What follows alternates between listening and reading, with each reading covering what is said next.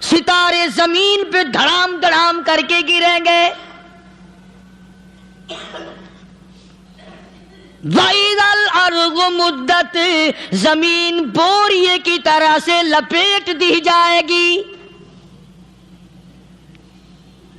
وَإِذَا الْجِبَالُ سُيِّرَتْ یہ بڑے بڑے پہاڑ ہوا میں کپاس کی طرح اڑتے پھریں گے.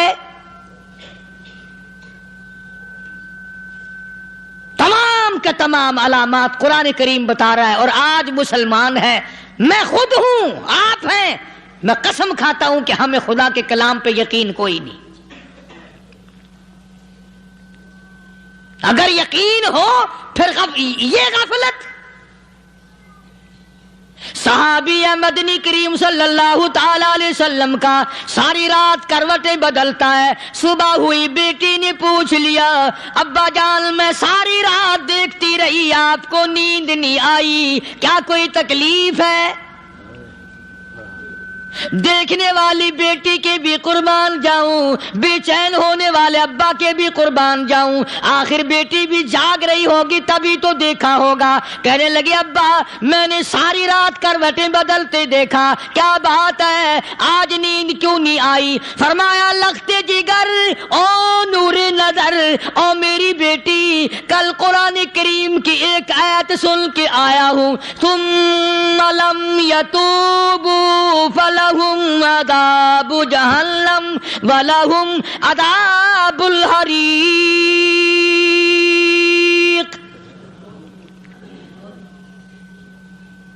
او میری بیٹی جس نے قرآن کریم کے ذریعے جہنم کی خبر سن لی ہو، جہنم کے انگاروں کی خبر سنی ہو، جس نے جہنم کی تباہ کاریاں سن لی ہو، او میری بیٹی نیند کیسے آئے؟ کیسے نیند آئے؟ امام شافعی رحمت اللہ علیہ اتنے بڑے جلیل القدر ولی کامل ہیں، وقت کے امام ہیں، پرہیزگار متقی ہیں. اپنی بیٹی کو فرمانے لگے لختے جگر تیری آنکھیں بگڑتی چلی جا رہی ہیں، میں دیکھتا ہوں تو ساری رات نیند نہیں کرتی، ساری رات سوتی نہیں، مصلی پہ کھڑی ہو کر قرآن پڑھتی رہتی ہے، تو کچھ نیند کر لیا کر، آنکھوں سے محتاج ہو جائے گی. عرض کرنے لگے ابا جان نیند آتی ہے، بستر پہ لیٹ جاتی ہوں، آنکھ لگنے کو ہوتی ہے، فوراً میرے دل میں خیال آتا ہے شافی کی بیٹی تو نے تو بستر سنبھال لیا، صبح تیری نامعلوم زمین کے اوپر ہوگی یا لاکھوں من مٹی کے نیچے ہوگی. پھر میری نیند اکھڑ جاتی ہے، پھر کھڑی ہو کر خدا کا قرآن پڑھتی ہوں. وہ ساری رات قرآن پڑھا کرتے تھے، اور بدقسمت قوم تمہیں صبح اٹھ کر قرآن کا سپارہ پڑھنے کی توفیق نہیں ہے. مسلمان پر قرآن کا دیدار نصیب نہیں، قرآن کی زیارت نصیب نہیں. گدھے کی طرح کھاتے سو گئے اور گدھے کی طرح صبح اٹھ کر کھانا پینا شروع کر دیا. تو رب کے کلام کا اتنا باغی کہ تو دیکھنا پسند نہیں کرتا.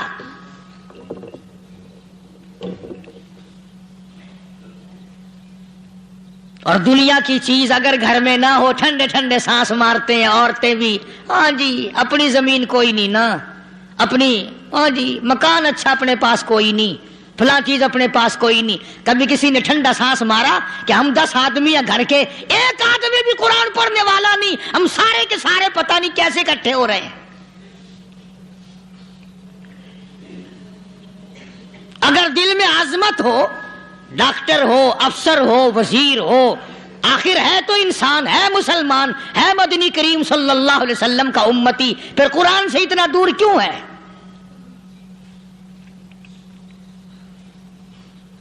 تو اللہ پاک جل شانہ نے فرمایا میرے بندے ہر حال میں ڈر. ہاں تیری ساری چلاکیوں کو میں جانتا ہوں، تیری ساری ہوشیاریوں کو میں اچھی طرح جانتا ہوں. فرمایا وہ دن دور نہیں، آیا وقت قیامت کا، آیا، کوئی کسی کے کام نہیں آئے گا. فرمایا ان وعد اللہ حق فلا تغرنکم الحیات الدنیا. دنیا نے پھنسا لیا، چہل پہل میں پھنس گئے، اس کے رنگ روغن میں لگ گئے، اس کی زیب و زینت میں لگ گئے، رات اسی کی سوچ ہے، دن میں اسی کا فکر ہے، اور مرنے کا کسی کو بھی فکر نہیں۔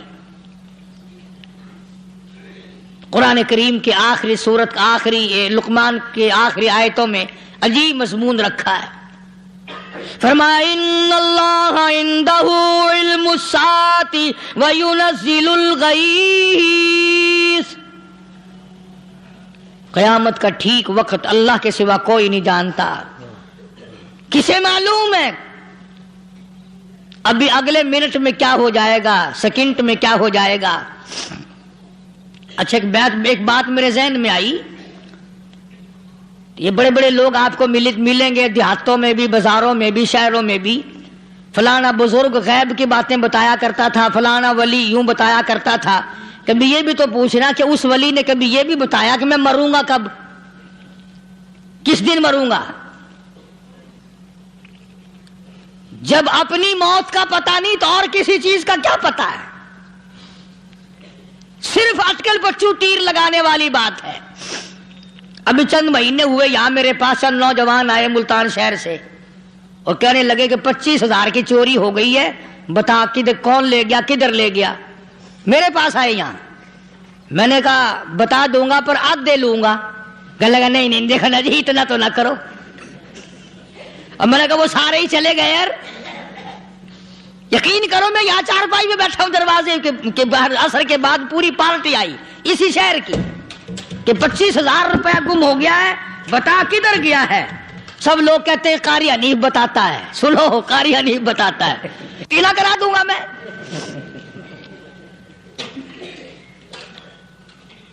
جتنا میں نے انکار کیا میرے سر ہوتے چلے گئے۔ اخیر میں نے بکواس کر دی، میں نے کہا اچھا بتاؤں گا پھر آدھے لوں گا۔ کہنے لگے نہیں، تماشا دیکھا یعنی اندازہ لگاؤ کہ ہم شہر سے سن کر آئے ہیں کہ قاری حنیف چوریاں بتاتا ہے۔ اللہ غنی، کس کو معلوم ہے کہ ابھی کیا ہو جائے گا؟ اللہ پاک نے کسی کو نہیں بتایا۔ فرمایا ان اللہ عندہ علم الساعۃ وینزل الغیث،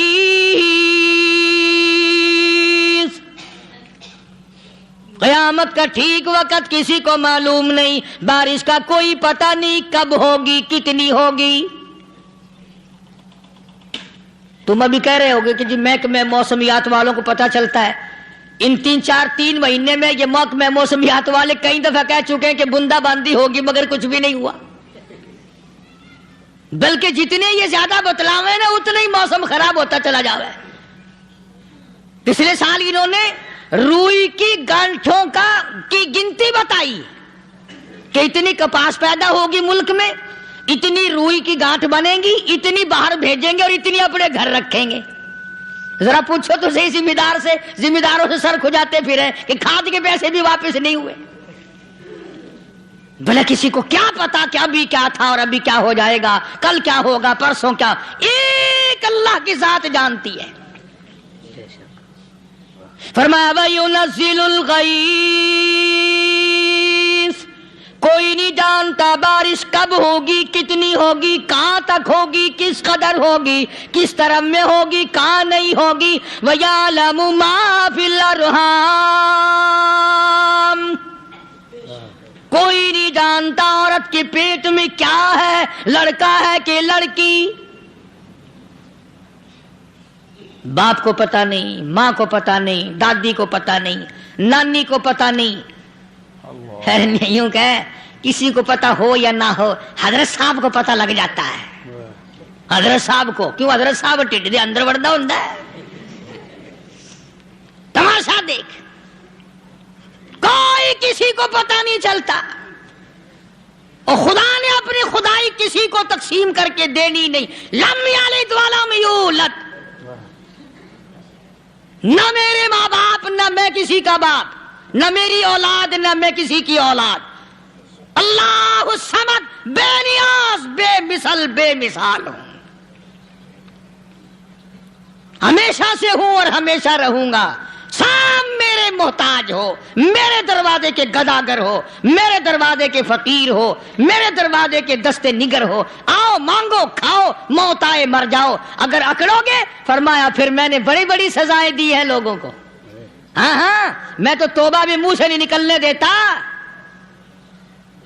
کلمہ تو کلمہ ہائے نہیں کرنے دیتا میں، جب میں موت کا پیغام دوں یکدم دل کی حرکت بند ہو جاتی ہے، ہائے بھی نہیں، اوئی بھی نہیں، اف بھی نہیں، کچھ بھی نہیں۔ فرمایا وَيَعْلَمُ مَا فِي الْأَرْحَامِ، کسی کو پتہ نہیں عورت کے پیٹ میں کیا چیز ہے۔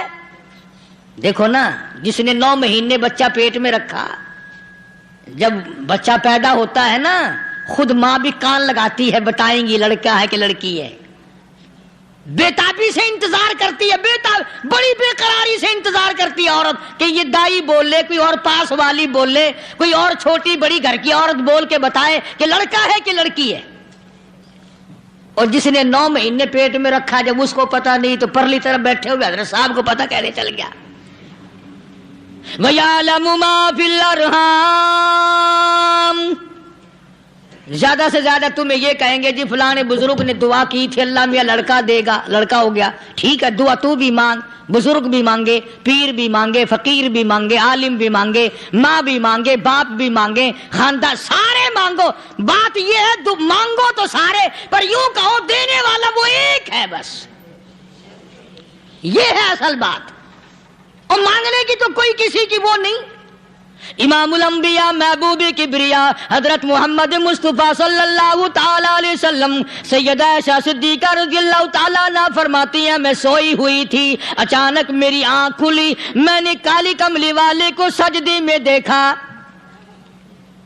رو رہے ہیں، دعائیں مانگ رہے ہیں، رو رہے ہیں۔ حضرت عائشہ فرماتی ہیں اللہ اکبر، فرماتی ہیں اتنے روئے سرکار مدینہ صلی اللہ علیہ وسلم، سانس رک گیا، سانس گھٹ گیا آپ کا۔ حضرت عائشہ فرماتی ہیں میں اپنا جگر پکڑ کے بیٹھ گئی، کہیں آج بیوہ تو نہیں ہو جاؤں گی۔ نبی نے اتنا مانگا، اتنا مانگا، اتنا مانگا، اس کائنات میں مانگنے والا کوئی آیا ہی نہیں، ہر آن مانگا، ہر لمحہ مانگا، ہر گھڑی مانگا، اور اتنا مانگا۔ میری بات لکھ کے لے جاؤ انشاءاللہ، کچی پکی بات نہیں۔ سیدہ عائشہ صدیقہ رضی اللہ تعالیٰ عنہ گواہ ہے، سیدہ فاطمہ الزہرا رضی اللہ تعالیٰ عنہ گواہ ہے، نبی کی گھر والی گواہ، نبی کی لخت جگر نوری نظر فاطمہ الزہرا گواہ، فرماتی ہیں حضور کریم صلی اللہ علیہ وسلم کا جب آخری وقت آیا، آواز بالکل ختم ہو گئی، آواز بالکل پست ہو گئی، پھر بھی لب حرکت کرتے تھے، لب حرکت کرتے تھے، دونوں کی دونوں فرماتی ہیں ہم نے کان لگایا، آواز تھی ربی حبلی امتی، ربی حبلی امتی، اور میرے مولا میری امت کو معاف کر دے۔ اور خدا کی قسم کالی کملی والے نے آخری سانس تک مانگا ہی مانگا۔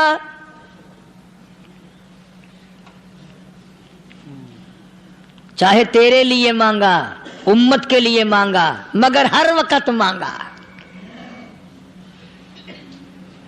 اور یوں فرمایا کہ میدان حشر میں جب لوگ چاروں طرف سے پریشان ہو کر، عاجز ہو کر، تنگ ہو کر، دھکے کھا کر، ذلیل ہو کر، انبیاء علیہ الصلوۃ والسلام کے مشورے سے جب حضور کریم صلی اللہ علیہ وسلم کے دربار میں آئیں گے، مشکاۃ شریف میں حدیث موجود ہے، ارشاد حضور کریم صلی اللہ علیہ وسلم کا، فرمایا لوگ مجھے سفارش کے لیے کہیں گے اللہ اکبر اللہ اکبر کبیرہ، تو یوں فرمایا یہ نہیں فرمایا کہ میں اللہ میاں کو ٹیلی فون کروں گا کہ دیکھنا ذرا خیال کرو امت آ رہی ہے میری، یا امت کو یہ کہے کہ رکا لے جاؤ، بلکہ یوں فرمایا جیسے امت آ کر کے مجھے پریشان کرے گی میں سجدہ کروں گا،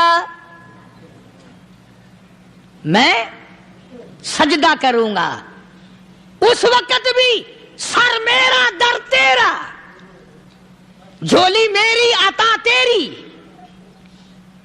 اور حدیث پاک کا اگر مضمون پڑھ کر دیکھو سارے مضامین حل ہو جائیں۔ یوں فرماتے ہیں خود حضور کریم کہ میں اتنا لمبا سجدہ کروں گا اس وقت قیامت میں، اتنا لمبا سجدہ کروں گا کہ 7 دن 7 راتیں کا وقت 1 ہفتے کے برابر وقت لگ جائے گا، میں سر سجدے سے نہیں اٹھاؤں گا۔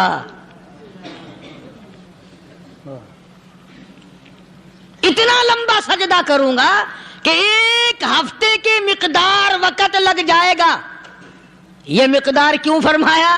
قیامت کا دن ہے نا، دن ڈھلنا نہیں، چھپنا نہیں، رات آنی ہی نہیں، رات تو ہے ہی نہیں نا، اس لیے فرمایا 1 ہفتے کی مقدار دن لگ جائے گا، وقت ختم ہو جائے گا پورا ہفتے کے برابر۔ اس کے بعد اللہ پاک مجھے فرمائیں گے ارفع راسک یا محمد صلی اللہ علیہ وسلم، میرے محبوب سر اٹھاؤ، سل مانگو توتا دوں گا،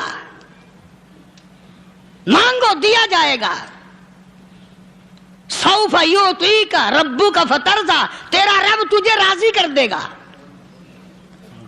صحابہ کرام رضوان اللہ تعالی علیہ مجمعین نے عرض کر دیا یا رسول اللہ صلی اللہ علیہ وسلم آپ کس وقت راضی ہوں گے؟ کتنے لوگ جنت میں چلے جائیں گے، دوزخ میں چلے جائیں گے، آپ کس وقت راضی ہوں گے؟ خدا کی قسم اس محسن کائنات کا کیا کہنا کالی کملی والے نے جو ہم پر مہربانی فرمائی، یوں فرمایا جب تک ایک ایک امتی کلمہ پڑھنے والے کا ہاتھ پکڑ کر جنت میں نہ لے جاؤں میں محمد الرسول اللہ کو چین نہیں آئے گی، ایک ایک کو لے جاؤں گا اور چین نہیں آئے گا مجھے اس وقت بھی۔ تو عرض یہ کر رہا تھا کہ قرآن کریم نے اور تمام چیزوں میں عقیدے کا سدھار کہ عقیدہ بناؤ، یہ جو عقیدہ ہے نا اس کی حیثیت ایسی ہے جیسے پہلی اینٹ عمارت کی،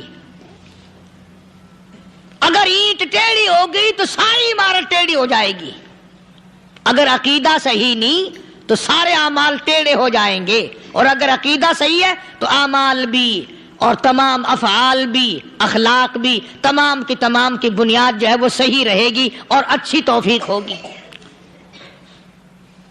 یہ عربی کلمہ ہے، آپ اور میں اگر کلمے کا معنی سمجھ لیں پھر بھی بات بنتی ہے، یہی تو معنی لا الہ الا اللہ، کوئی نہیں بگڑی بنانے والا، کوئی نہیں حاجت روا، کوئی نہیں مشکل کشا، کوئی نہیں تیرا ہاتھ پکڑنے والا، کوئی نہیں مجھے اور آپ کو اولاد دینے والا، کوئی نہیں بیوی بچے دینے والا، کوئی نہیں یہ ہر روز روٹی کھلانے پانی پلانے والا اس کے سوا کوئی نہیں الا اللہ، ایک اللہ کی ذات ہے۔ اور فرمایا کہ یہ بتایا کس نے کہ یہ سب کچھ کرنے والا کون ہے؟ محمد الرسول اللہ صلی اللہ علیہ وسلم، کہ ہمارے آقا اور مولا حضرت محمد الرسول اللہ صلی اللہ علیہ وسلم نے بتایا۔ تو قرآن کریم کی ان آیتوں نے وضاحت کر دی وما تدری نفس ماذا تکسب غدا، کسی کو پتہ نہیں کل کیا ہو جائے گا، صبح کو کیا ہو جائے گا، شام کو کیا ہو جائے گا۔ وما تدری نفس بأي أرض تموت، کوئی نہیں جانتا موت کس جگہ پہ آئے گی۔ کسے معلوم ہے کہ میری قبر کہاں بنے گی؟ کوئی نہیں جانتا میرے اس بدن کو جانور کھا جائیں گے، کسی کو علم نہیں ہے کہ قبر کا گڑھا ملے گا کہ نہ ملے گا، کفن ملے گا کہ نہ ملے گا، نماز جنازہ نصیب ہوگی کہ نہ ہوگی، غسل نصیب ہوگا کہ نہ ہوگا، کوئی نہیں جانتا۔ کلمہ پڑھتے موت آئے گی یا کنجری کے گانے سنتے گاتے موت آئے گی؟ کس کو علم ہے کہ آخری کلام جو دنیا میں ہوگا وہ درود پاک ہوگا یا قرآن کریم ہوگا یا دعا ہوگی یا استغفار ہوگا، اور یا گالی منہ سے نکلے گی، دم نکل جائے گا؟ کسے معلوم ہے؟ اس لیے فرمایا وما تدری نفس بأي أرض تموت، کوئی نہیں جانتا موت صبح آئے گی یا شام آئے گی، بیوی بچوں کے سامنے آئے گی یا اسپتال میں کوئی پاس ہوگا بھی یا کہ نہیں جس وقت موت آئے گی کسے معلوم؟ سجدے میں آئے گی یا کنجری کی گود میں آئے گی کیا پتا؟ فلم میں آئے گی یا مسجد میں آئے گی؟ پچھلے دنوں ایک جگہ ایک آدمی نے صبح کی اذان دی، بڑی اچھی اذان دیا کرتا تھا، اللہ کا نام بلند کیا، زمین پہ بیٹھا اور ختم۔ فجر کی اذان دی، جو سنے انہوں نے کہا یار ابھی تو اذان دی تھی، بس اللہ کی طرف لوگوں کو بلایا اور خود دنیا سے رخصت ہو گیا۔ ہاں کسی کی موت یوں بھی آیا کرتی ہے، کسی کی سجدے میں آ جاتی ہے، کسی کی مراقبے میں آ جاتی ہے۔ اللہ اکبر۔ کسی کی نماز میں آئے، اللہ کی طرف دھیان لگے ایسا لگے کہ لگی جائے وہ چلا ہی جائے۔ ہمارے استاد محترم مولانا عبد الخالق صاحب رحمۃ اللہ علیہ یا کبیر والے میں تھے، بہت بڑے عالم، جید عالم، سمندر تھے علم کے۔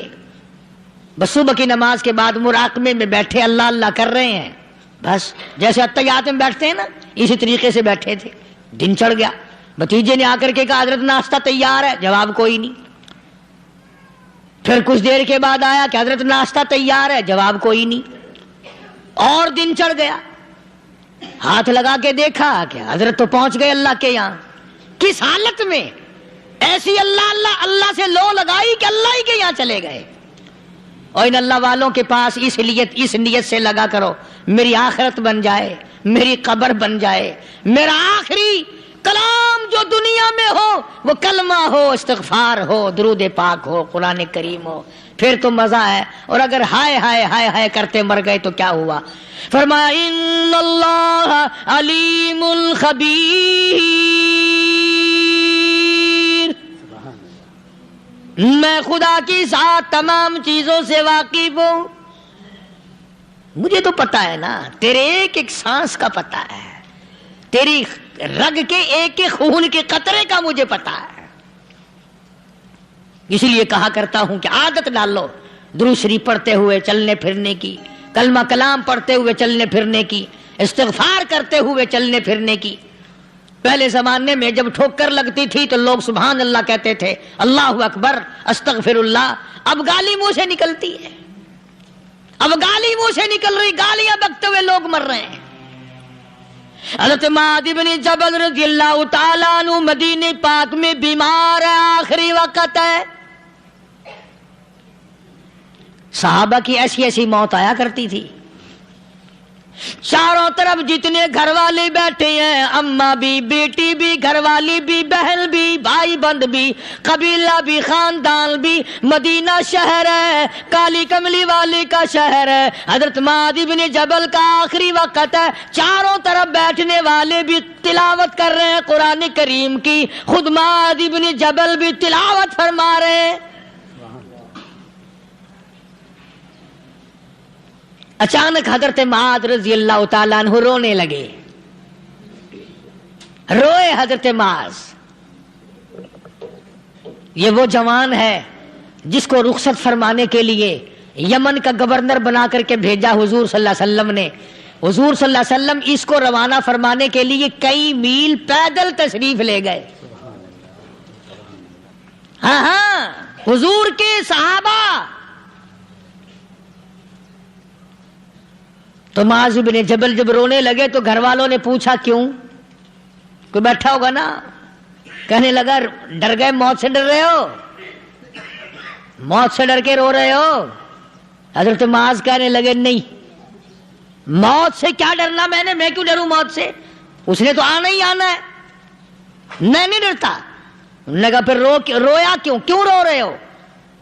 اللہ اکبر۔ صحابی کہتا ہے میرے دل کی تمنا میرے دل میں رہی، میری آرزو پوری نہ ہو سکی، میری حسرت میرے دل میں رہی، میرا شوق پورا نہ ہو سکا، میری آرزو پوری نہ ہو سکی، میری تمنا پوری نہ ہو سکی، بستر پہ موت آ رہی ہے اس لیے رو رہا ہوں۔ اے کاش رمضان کا مہینہ ہوتا، میں روزے دار ہوتا، گرمی کا موسم ہوتا، مجھے سخت پیاس لگی ہوتی، ہوتی، کفار سے مقابلہ ہوتا، میدان جہاد اور جنگ ہوتا، میں کئی کافروں کو قتل کر دیتا، پھر وہ مجھے قتل کر دیتے، میری زبان کاٹ لیتے، میری اللہ کے یہاں پیشی ہوتی، میرا رب مجھ سے پوچھتا میں آج دنیا سے کیا لایا، میں عرض کرتا الہی بولوں کیسے، تیری راہ میں زبان کٹا کے آیا ہوں اور روزہ رکھ کر آیا ہوں، تیرے محبوب کے حوض کوثر کے پانی سے روزہ افطار کروں گا۔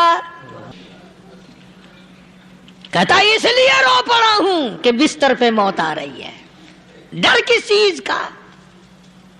یہ نہیں ڈرا کرتے تھے۔ حضرت ابو ایوب انصاری سب کہہ دو رضی اللہ تعالی عنہ، اللہ اکبر، کتنا بڑا مقدرہ والا جوان ہے۔ مدینے پاک میں حضور کریم صلی اللہ علیہ وسلم نے اسی کے یہاں ڈیرا لگایا۔ آخری وقت ہے، بیمار ہے ابو ایوب انصاری، مدینے سے صحابہ جنگ کے لیے چلے۔ آؤ صحابہ کی تمنائیں دیکھو، ہم جتنے بیٹھے ہماری تمنا تو یہی ہے نا، کاروبار بڑھ جائے، مکان دکان کا ساز و سامان بڑھ جائے، یہ مل جائے وہ مل جائے، یہ ہو جائے وہ ہو جائے۔ ابو ایوب انصاری بیٹھے ہوئے دیکھ رہے ہیں صحابہ سواریوں پہ پیدل، تلوار، نیزے، تیر لے کے چلے۔ ابو ایوب انصاری کہنے لگے کہاں چلے ہو؟ کہ جہاد فی سبیل اللہ کے لیے۔ کہنے لگا مجھے بھی لے چلو۔ سمجھ رہے آپ سارے؟ فرمایا مجھے ساتھ لے چلو۔ کہا کمال ہے، بیمار آدمی اور جنگ میں بیمار کا کیا کام ہے، کیا کرو گے؟ نے کہا مہربانی کرو، احسان کرو مجھ پر، مجھے ساتھ لے کے چلو۔ خدا کے بندے بیمار ہے، کرے گا کیا میدان جہاد میں؟ کہنے لگا تم تو بیمار کی بات کر رہے ہو، مجھے ساتھ لے چلو اونٹ پہ ڈال کر۔ توجہ کرنا ذرا، آخری بات میرے یاد آئی ہے، بتانے لگا ہوں۔ ابو ایوب انصاری حضور کا میزبان مدینے والا کہتا ہے میں بیمار ہوں، مجھے اونٹ پہ ڈال کے لے چلو، اور اگر میری راستے میں موت آ جائے پھر بھی میری لاش کو ساتھ لے جانا۔ جہاں کفر اور اسلام کا جنگ ہوگا، مقابلہ ہوگا، اس میدان میں میری لاش کو پھینک دینا۔ شاید کسی مجاہد کی سواری کا پیر میرے اوپر آ جائے، میں بھی قیامت میں اللہ کے حضور میں کہوں گا یا اللہ تیرے میدان جہاد سے اٹھ کے آیا ہوں میں بھی۔ اندازہ لگا ابو ایوب انصاری کی تمناؤں کو دیکھ، حسرتوں کو دیکھ۔ فرمایا مجھے ساتھ لے چلو، اگر میری موت آ جائے تو لاش کو بھی پھینکنا نہیں، دفن راستے میں نہ کرنا، ساتھ لے چلو، وہاں میدان میں ڈال دینا، اور اسلام کے لیے جو لڑنے والے ہوں، کفر کو مٹانے والے ہوں، ان کے پیر میرے اوپر آ جائے، میں کامیاب ہو جاؤں گا۔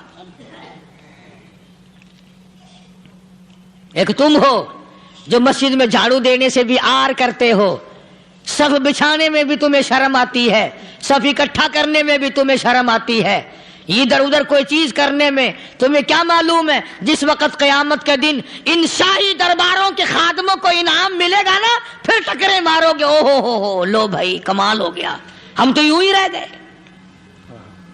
تو آج توفیق نہیں رہی، اللہ سے مانگ، سوتے بھی مانگ، جاگتے بھی مانگ، ہر وقت مانگ، وہی تیری میری جھولی بھرے گا، اسی کی عطا اور بندہ نوازی سے ہم سب کا کام چلے گا۔